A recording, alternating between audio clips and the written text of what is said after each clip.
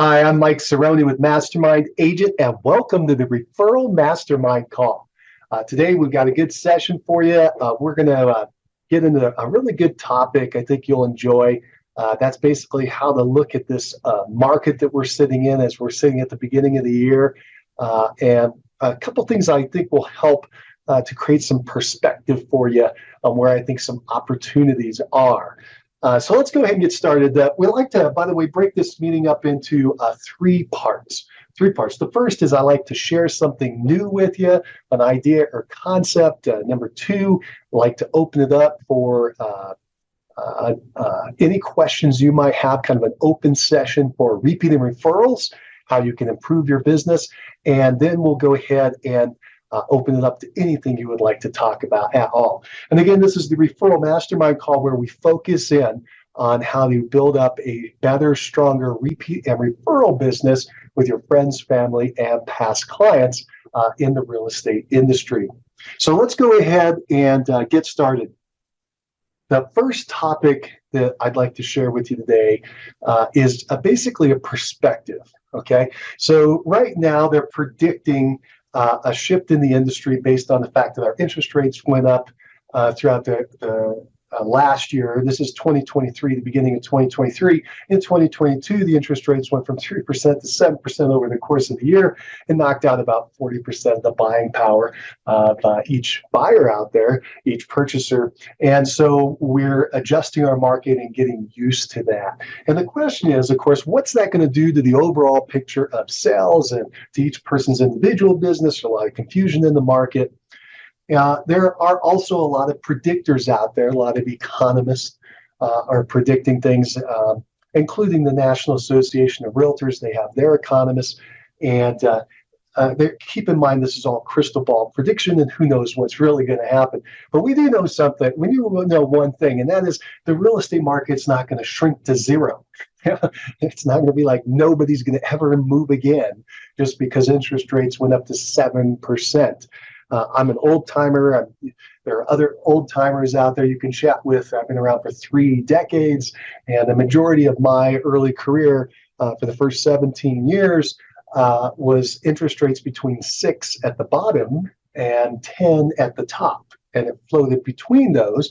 And most of the time it was in the 7 to 8 category. So when you're looking at this 7% market, to me, that just seems normal. Because that's what we used to do, and we sold a lot of homes in that environment. You'll sell a lot of homes in this upcoming environment. So keep it all in perspective, but I'd like to help you with that if you haven't been around long enough. These people who are making predictions, here's the kind of the crux of it, is that they're estimating that historically the home sales, number of sales that have happened in the United States last year was somewhere around 6 million, and they're expecting that to fall off to somewhere around 5 million. I don't know if I have those numbers correct, but I know that that is the basic amplitude, right? The difference in the change. And the change is somewhere around 15 to 20% off is what they're expecting. Let's assume that that's correct for a minute. Because again, this is just all prediction, and let's just kind of play along with this for a second. If the number of sales falls by 20%, let's go worst case on their numbers, and you last year personally sold 20 homes, that means that if you just did everything the same this year, theoretically at least, you should sell 16 homes. Okay, not bad. Your income doesn't go to zero. The number of transactions doesn't go to zero. Just comes off a little bit. So it goes from 20 down to 16.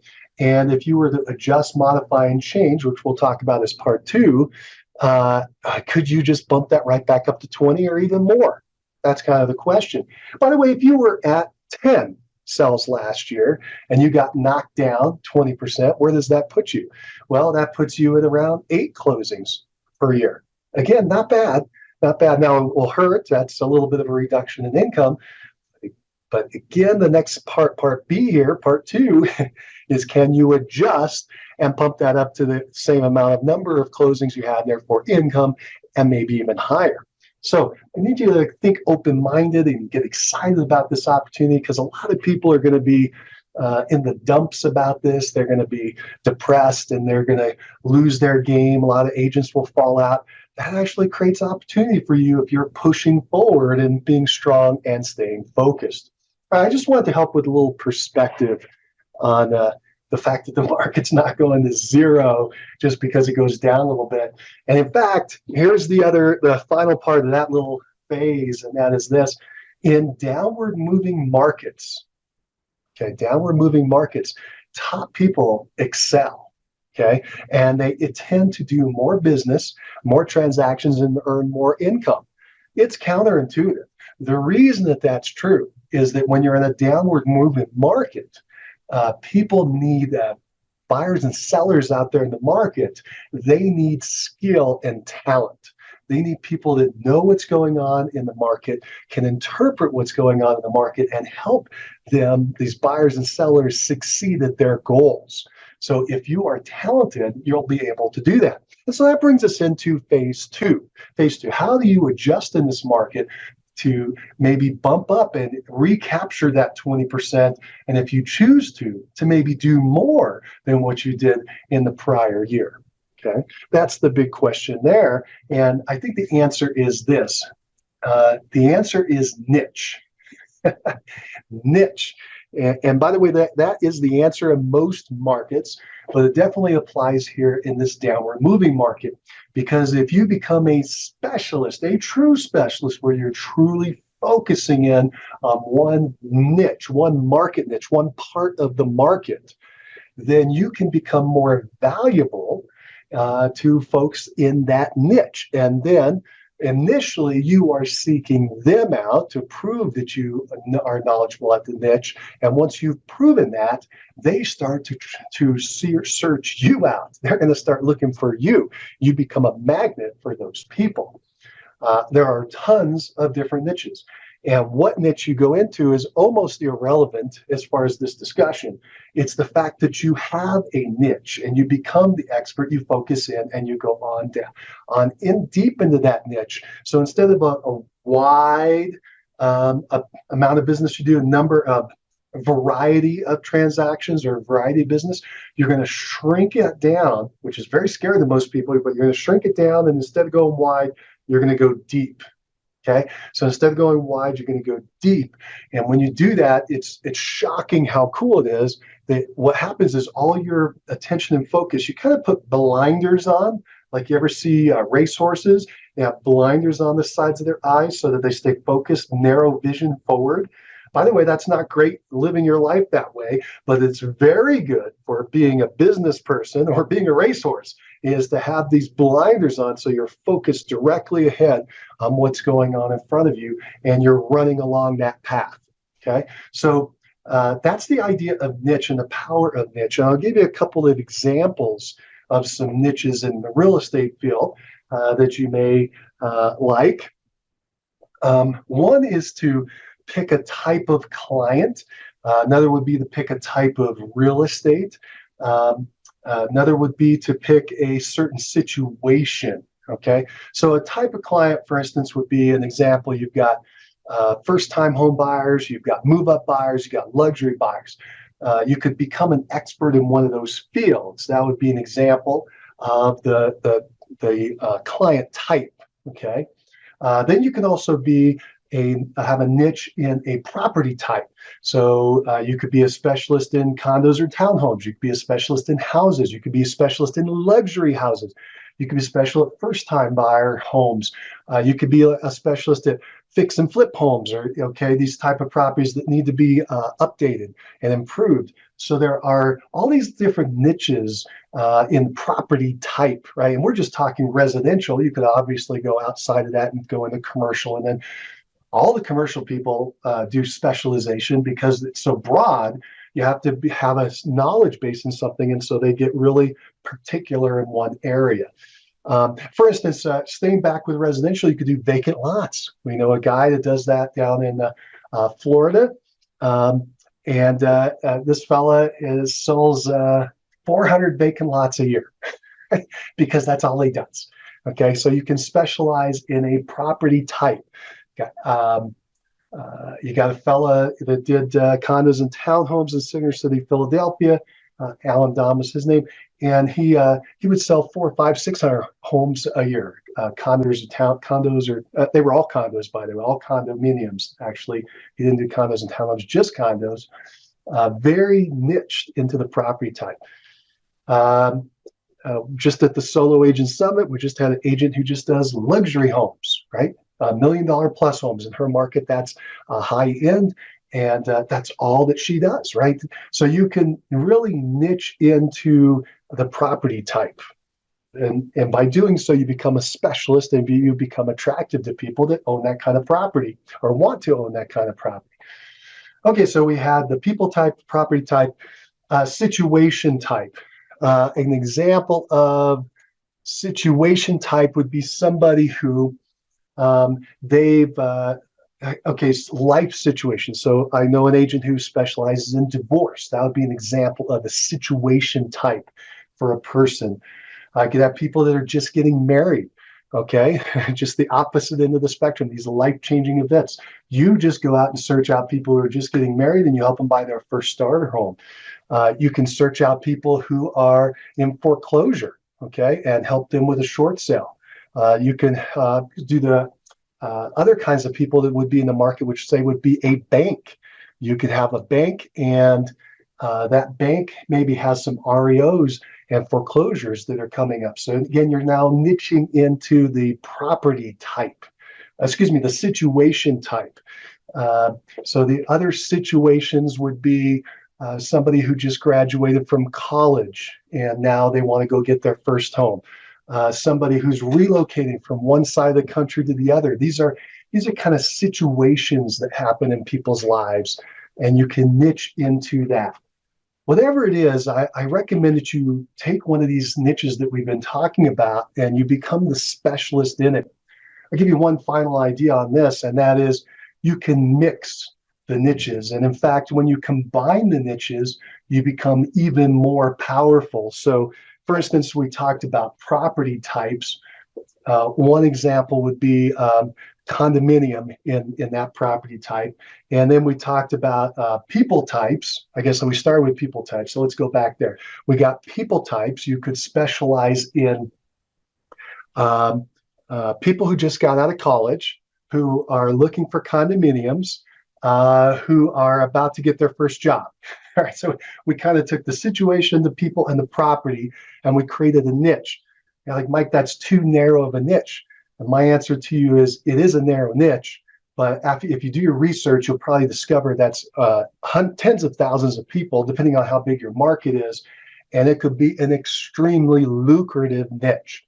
Okay, because the people in that situation are going to look for you and they're going to search you out. So that's why that is so valuable. I hope that's helped a little bit. So we talked about how I think you should handle this market shift and that the power is in niching. And by the way, to wrap this all up in a nice bow, that's how you can overcome the fact that the market may be shrinking by that 10%. So, 20%. So if the market is shrunk by 20%, you can easily make that up by focusing in on your niche. I'll bring this all into what we've been talking about in this presentation, and that is we talk about repeat referrals here.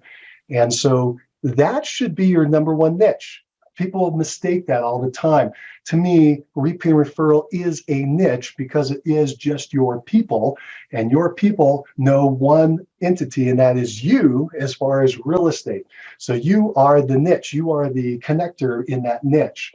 And that's why top agents do so well when they focus in on the niche of repeat referral. Okay, so, and all of them do, by the way. It's something you actually should do to create your foundation.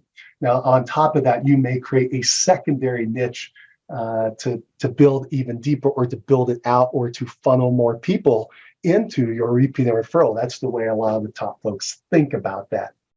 All right, so I hope that helped. That was phase one of our discussion today, talking about the market shift and how I think that you can overcome that change through niching. The second part of our call, we go into open session. Again, this is repeat and referral that we're talking about. And that's the first question, or first topic that we have is, Do you have any questions about building out a repeat or referral business? If you do, it's a great time to unmute yourself. Let us know what you're thinking, and we can chat about it and see if we can't help you build out your repeat and referral business, answering any of your questions, concerns, or issues, again, that you may have with putting together a repeat or referral business. If you do, go ahead and unmute yourself. Let us know what you're thinking.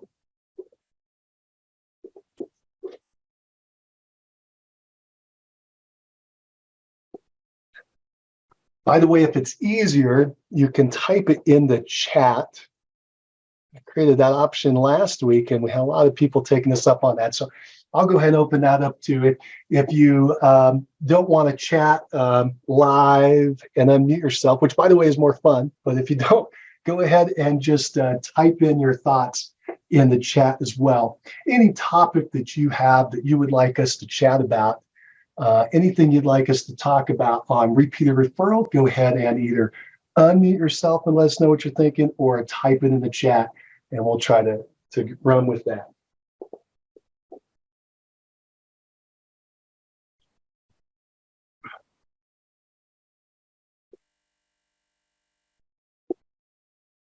Okay. So again, we're in the open session of the mastermind. If you have anything you'd like to chat about, or like have us focus on, any questions that you have on how to build out more repeat and referral, now's a great time to bring it up. What I'm going to do then is since I don't see anything, I'm going to move into the third phase of our mastermind. And that's where we open up for any topic at all in your practice. If you have any questions about your real estate practice, we've seen a lot in 3 decades. So if you have anything you would like us to chat about, anything you're working on or struggling on, and would like maybe a second opinion or an extra set of eyes, someone else to just think about what you're doing, now's a great opportunity. Just go ahead and unmute yourself and tell us what you're thinking, what you'd like us to focus on.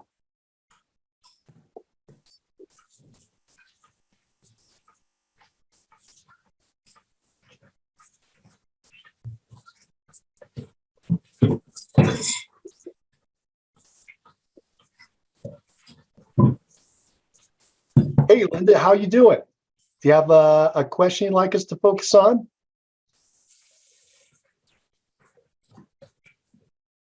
Oh, I guess we lost Linda there. Okay. Again, if you, I know we have a smaller group today, but if you have anything you'd like us to talk about, go ahead and type it in the chat. I'll try to think of some other topics for us while we're waiting for someone to give us some ideas to start rolling with, because I want to talk about what you guys want to talk about rather than just kind of going off on tangents, which I can do and tend to do. I'd rather focus on how can I help you build out the best real estate practice that you can build out today. Let me just go back to circle back around to our original idea for a sec, and that is this idea of the market shifting. They're predicting about a 20% reduction in volume overall throughout the U.S. Any way you chop that up, you still have 4 to 5 million sales occurring, depending on whose numbers you're looking at. That's a lot of people moving. And again, if you are trying to figure out your own business, if you sold X last year, you'll sell 80% of that number this year, all things else staying the same. And again, I know that's an assumption, but let's just assume it is. It's pretty reasonable. That's still pretty good business. So people shouldn't get too freaked out about the shift. And if you go ahead and add a niche, as we talked about earlier, and focused in on that, I think you can not only make up the 20%, but exceed what you did in the prior year, because there's going to be a lot of fear in the market, a lot of people getting out, not paying attention, not doing what they should be doing. All right. So hopefully that helps a little bit. If y'all tell me what you'd like us to expand on or talk about, I'd be happy to go down those lines with you. Again, it's an open session. I want to focus on what you want to focus on and what you all want to talk about, instead of just me kind of rambling along on the topics I like. Let's see, what can I do for you? I can tell you that, let me give you an example of the specialization that you get when you go through niching. Okay, so whenever you do niching, when I first experienced it was in real estate. Maybe before that, I started 11 different businesses, but I think it was real estate. It's been a while now. That was 30 years ago. Basically, what I did was I got into the market like everybody else, and I didn't know how to make this thing work, right? I was just trying really hard and trying everything I heard and throwing a million different things up at the wall. And the first 6 months, I think I closed 5, and the next full year I closed 7. I was kind of stumbling along, and then I realized that because I was young, I was 25 when I got into business. I was working with a lot of first-time home buyers because that's kind of who I knew and who I was bumping into. And even though I had informed my sphere, I really wasn't working it very well. That's why I'm a big advocate of it today, by the way. It's a faster way to start. What I noticed, though, I was working with all these first-time home buyers, and at the time, we were in a very fast market, similar to what we were just in. And the people who were buying and selling homes, the young people that were trying to get in the market were struggling just like they are today. I don't know if you've been working with a first-time buyer right now. They're really struggling because they've got a payment problem, right? They can't afford the entry-level home. Okay. Well, that's been true for a long time.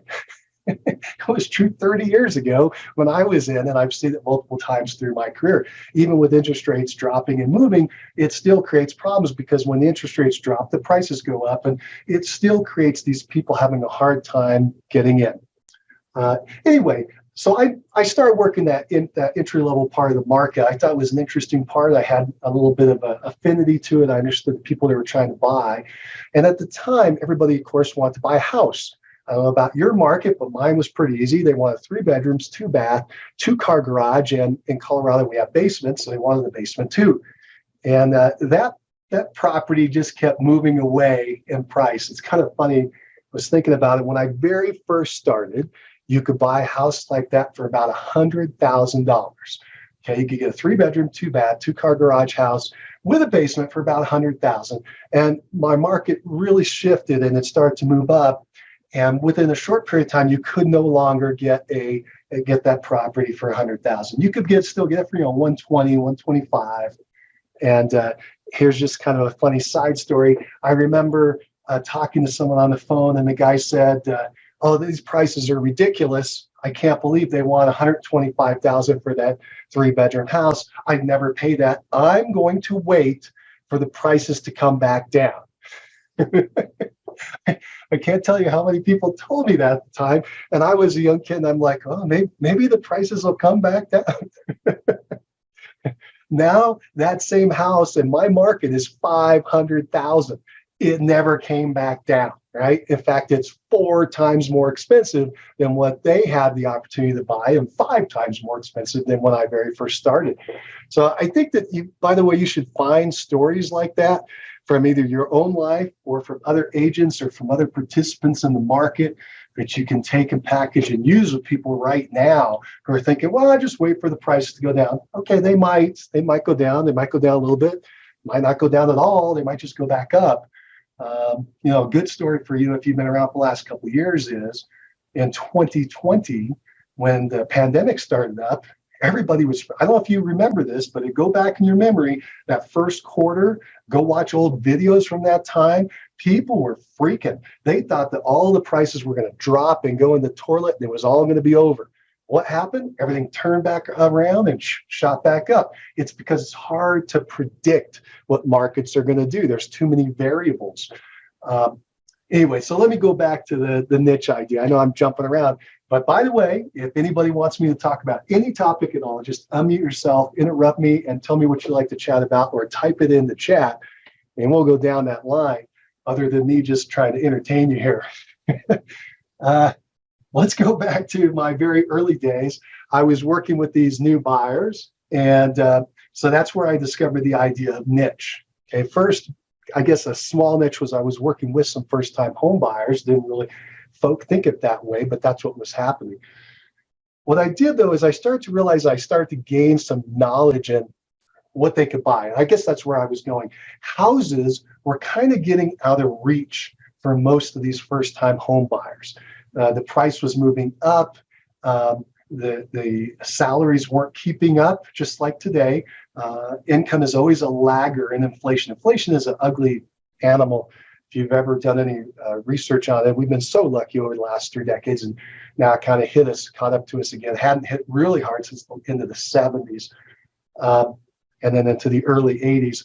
But sorry, I'm scatterbrained going all over the place because I don't have a topic to talk about.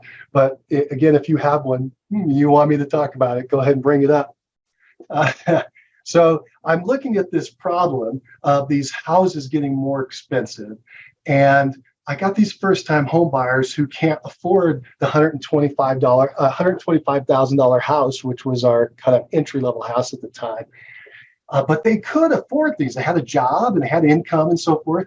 But at the time, a lot of them were around, I know this sounds crazy, but 50, 60, 70, 80,000, right? Maybe 90, but they couldn't get the house they wanted.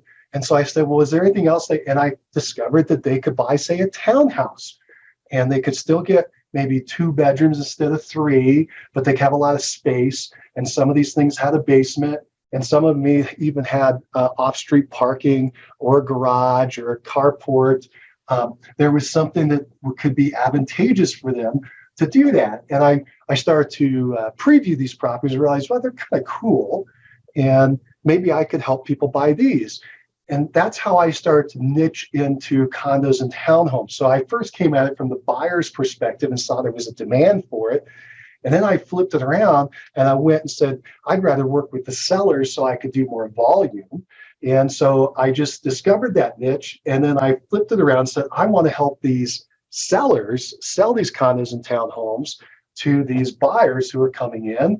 And there's a market there. And I know a lot of people there in this situation. Maybe I can bring them together.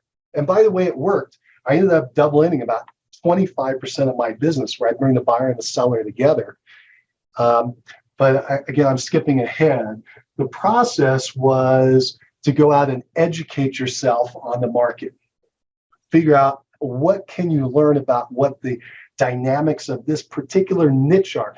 So the beauty of going into the niche is, again, the blinders. You don't focus on anything else. And then you get really, really good at understanding what's going on in that niche, in that market, which helps you help people, but then also attracts people to you. They want to be part of that as well. They seek you out, and they're willing to pay you more, a higher compensation in this case, because they want your expertise. So I went and educated myself on the market to help my buyers. And then when I decided I want to work with sellers, it was pretty easy. I now had a pool of buyers in that niche. And then I went to tell the sellers that, and I tried to then interview them and find out what their needs and desires are. Because condos and townhomes have all kinds of quirky things with them, with HOAs and management, and who's taking care of the trash, and are there special assessments, and who's going to clear out we have snow, so who's going to clear out the sidewalks, and you got all these little things. Well, you learn about them. You learn about each complex. Some of them are FHA approved, some are not. And so you figure that, you learn that, and you learn where the list is. And again, as you get deeper and deeper and deeper into the niche, you become more and more and more of a specialist so that people search you out. And then you flip it around and you multiply it by marketing. So I started marketing the fact that I was the condo king. I named myself. I didn't come up with that. Originally, I found somebody else who modeled off of them. I think I mentioned earlier was Alan Dom, who was selling, I think, about 600 homes a year because he niched. He would only sell Center City condos, Center City, Philadelphia condos. And guy was really sharp. He niched into that market, did real estate, and he was able then to add on mortgage and title just to help those people. And he did an amazing business. In fact, he did so well that you fast forward, he ended up building a skyscraper. A real estate agent builds a skyscraper, condos in his market.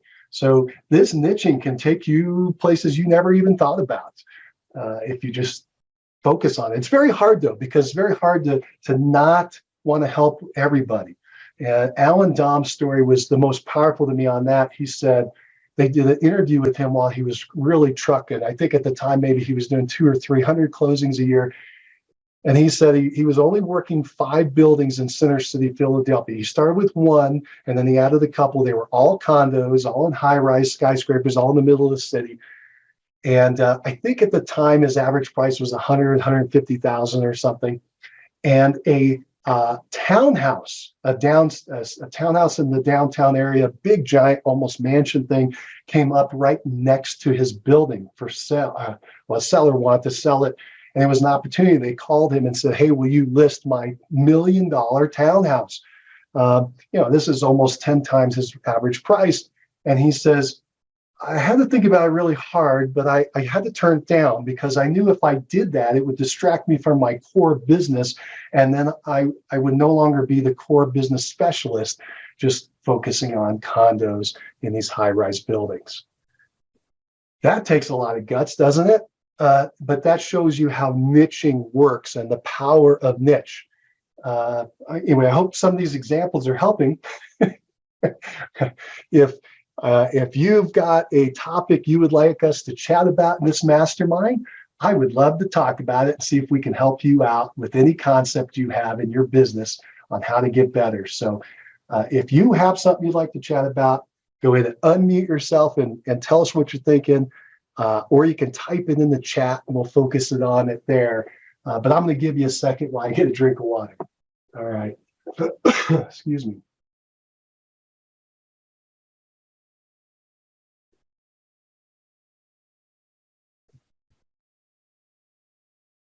Okay. Does anybody have a concept they want us to focus on in this mastermind for our last 20, 25 minutes here?